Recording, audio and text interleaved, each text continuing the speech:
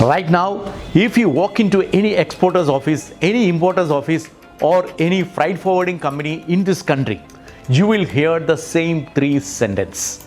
The rates have gone up 2 to 3 times, there is no space, and nobody seems to know what to do about it. Normally in a crisis, there is at least a solution somebody is arguing for. Here there isn't one. Exporters call their forwarders, forwarders call the lines, and the lines say the ships are full, and everybody goes back to where they started. So instead of describing the problem which you are already living with, I want to explain why it is happening. There are 6 reasons, and the most important ones are not being discussed publicly at all. They have to do with how a shipping line decides where to send a ship. So in this episode of Logistically Speaking, I will tell you which parts will ease on its own, which will not, and what you can do to control your business. Let me start with where the market is today. 𝐼𝐴 to the US is now running at around $8,000 for a 40-footer container, and 𝐼𝐴 to Europe is around $5,000, and the market expects both to go higher and not lower because more surcharges are already being announced for the next coming month. In the first 2 weeks of July alone, India to Genoa went up 54% and India to US went up by 43%. Generally, a voyage of just few days averaged $734 in the last year and has crossed $6,000 in April. But the rate is not the real problem.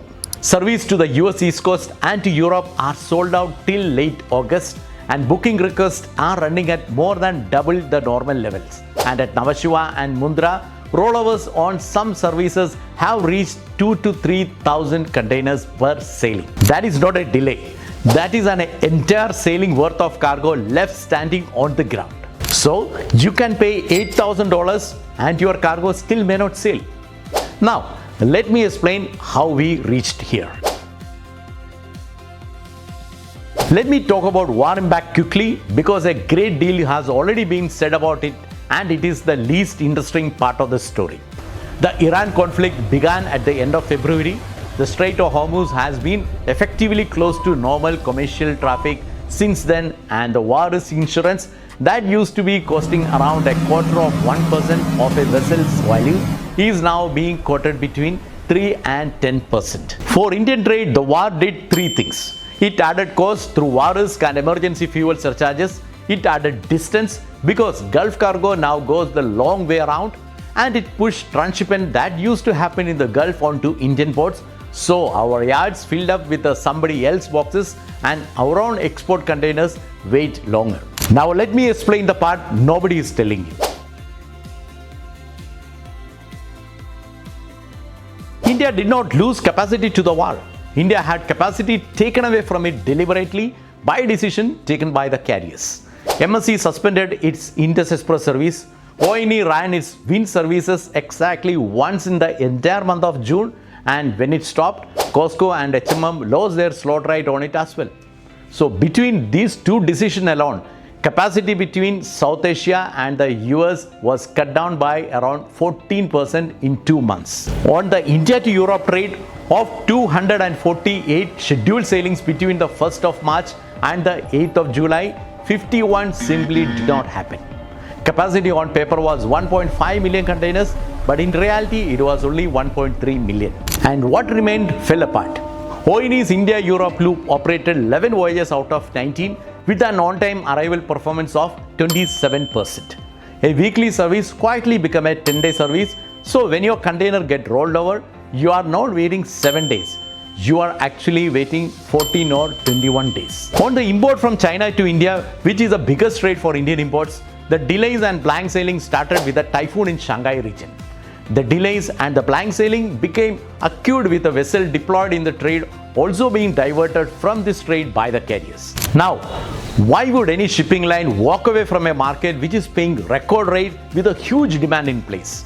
That brings me to the reason that explains everything.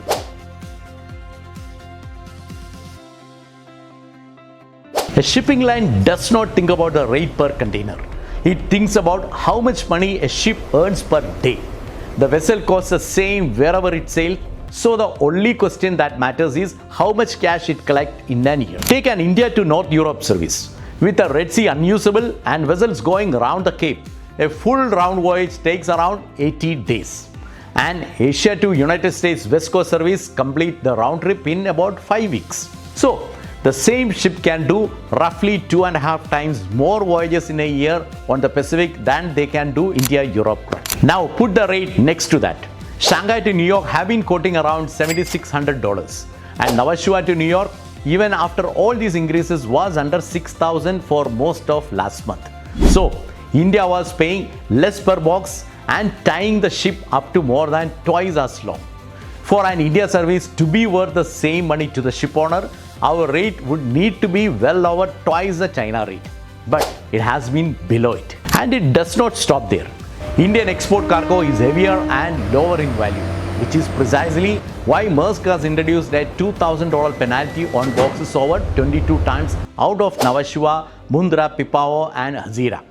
And add to that, our port productivity is lower, our volume per call is smaller, and we need more port call to fill the same ship. So when a line withdraws a service from India, it is not punishing us. It is doing exactly what its shareholders want it to do. In the last fortnight, the industry took delivery of a 24,000 TEU container vessel and a 16,000 container vessel and several others. And every one went to Asia-Europe, Trans-Pacific or Transatlantic service.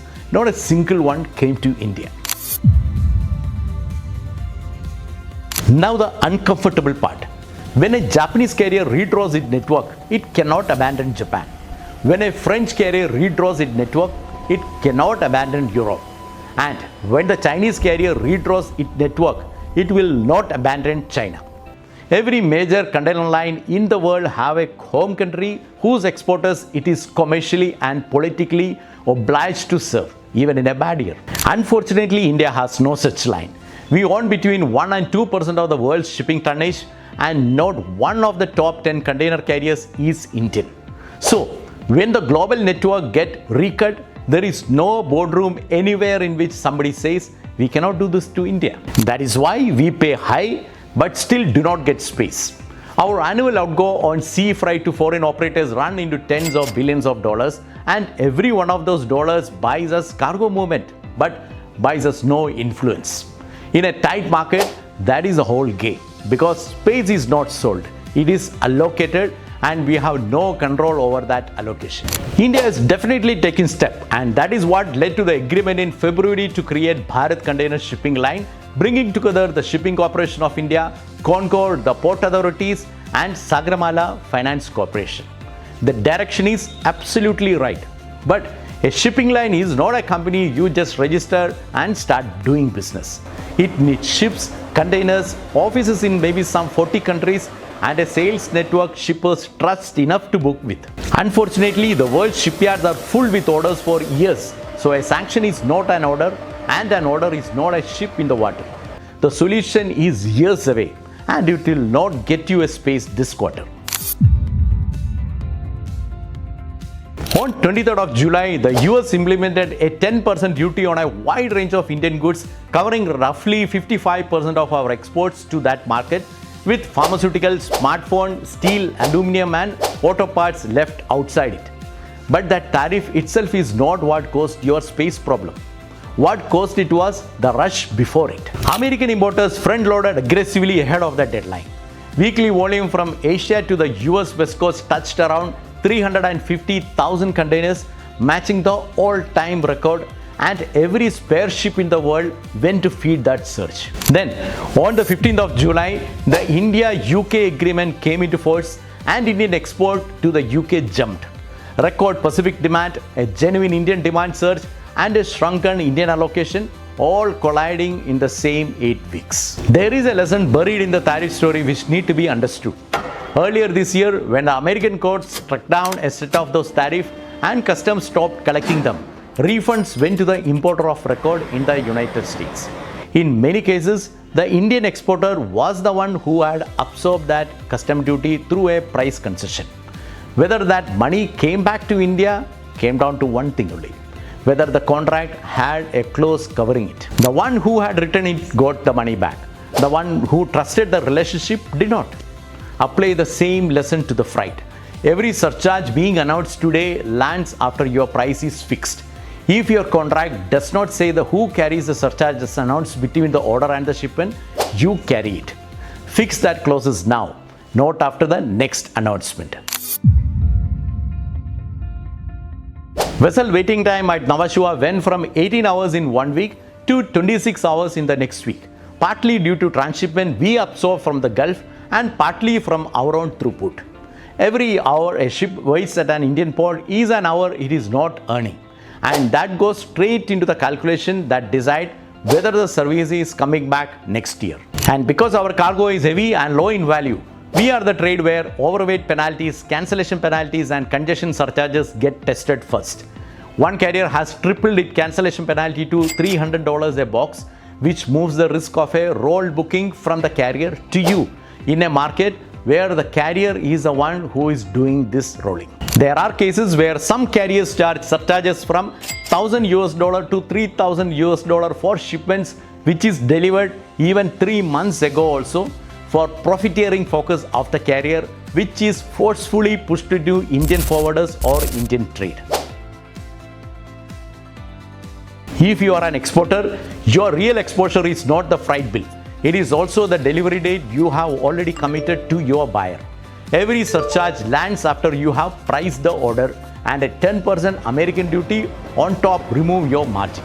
Exporters of tile, stone, rice and other low value heavy cargo are already suspending booking because the arithmetic no longer work at any rate. If you are an importer, you are paying a congestion surcharge for congestion you did not cause, and your raw material is arriving late into production lines planned on a weekly service and which is running now into 10 days or even 21 days. If you are a forwarder or a consolidator, your allocation agreements are worth nothing this month.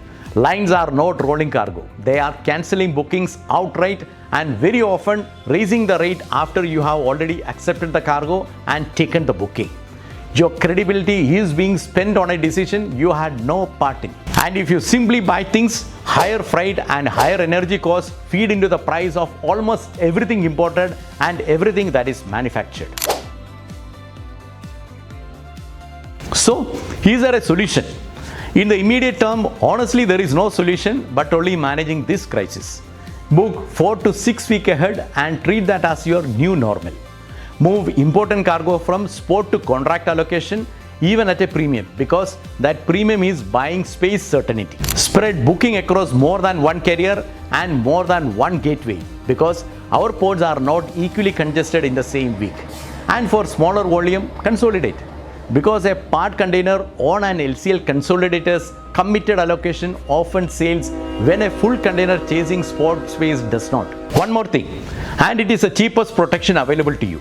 Be extremely careful with the delivery timelines you commit to your buyer. Almost every emergency freight cost in this market is self-inflicted, created when a shipment that could have moved 4 weeks ago has to move this week because of a date somebody agreed without checking the sailing schedule. Negotiate the timeline before you negotiate the freight and build 3 to 4 weeks of buffer into the contract. That one discipline will save you more this year than any rate negotiation. Now, some light at the end of the tunnel. 𝐿SE is expected to reinstate Indus Express from late August. Extra loaders are being deployed and global spot rates have started falling as the American front-loading rush cools. The acute phase may ease through September and October, though the structural problem will not. Trade bodies and the government are pushing for direct vessel calls, transparency in freight and scheduled reliability. But none of this is enforceable because we are asking foreign companies to be kind to us. Which is why I keep coming back to the simple idea. Move in India. Not as a slogan, not as a protectionism, but as a capability. Indian shipping capacity that gives us a floor when the world walk away. Indian transshipment at Vizhinjam and Vadhavan instead of feeding Colombo, Singapore and Jebel. Indian forwarders and LCL consolidators large enough to aggregate volume, expand globally and carry your cargo on priority. That is what would give wings to Indian trade. This crisis is a lesson for us. India did everything right. We signed the agreements, we grew the export, we won the market access. And then a carrier somewhere decided a voyage to India is not worth its time. and it all stopped. Trade policy opened the door. Shipping capacity decide whether you can walk through it. Until we want some of that capacity, somebody else will keep deciding for us. Thank you for watching till the end. If this was useful to you, share it with someone in your trade who is fighting for space this week. I will see you in the next week. Thank you.